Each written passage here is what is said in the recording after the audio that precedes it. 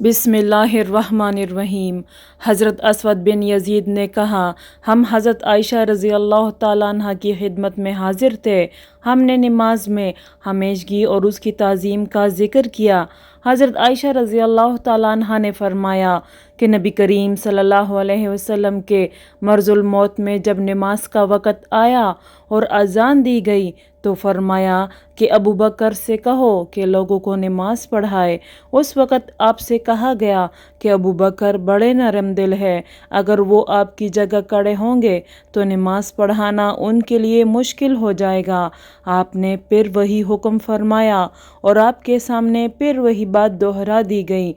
तीसरी मर्तबा आपने फरमाया कि तुम तो बिल्कुल यूसुफ की साथ वाली औरतों की तरह हो कि दिल में कुछ है और ज़ाहिर कुछ और कर रही हो। अबू बकर से कहो कि वो नमाज पढ़ाए। आखिर अबू बकर रज़ी अल्लाह ताला अन्हो नमाज पढ़ाने के लिए तशरीफ़ लाए। इतने में नबी करीम सल्लल्लाहु अलैहि वसल्लम ने मर्ज़ में कुछ कमी महसूस की और दो आदमियों का सहारा लेकर बाहर तशरीफ़ ले गए।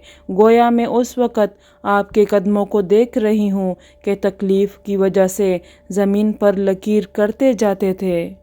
अबू बकर रज़ी अल्लाह ताला अन्हो ने ये देख कर चाहा कि पीछे हट जाए, लेकिन हुज़ूर सल्लल्लाहु अलैहि वसल्लम ने इशारे से उन्हें अपनी जगह रहने के लिए कहा। फिर उनके करीब आए और बाजू में बैठ गए। जब अगमश ने यह हदीस बयान की, उनसे पूछा गया कि क्या नबी करीम सल्लल्लाहु अलैहि वसल्लम ने नमाज पढ़ाई, और अबू बकर रज़ी अल्लाह ताला अन्हो ने आपकी इक्तिदा की और लोगों ने अबू बकर रज़ी अल्लाह ताला अन्हो की नमाज की इक्तिदा की।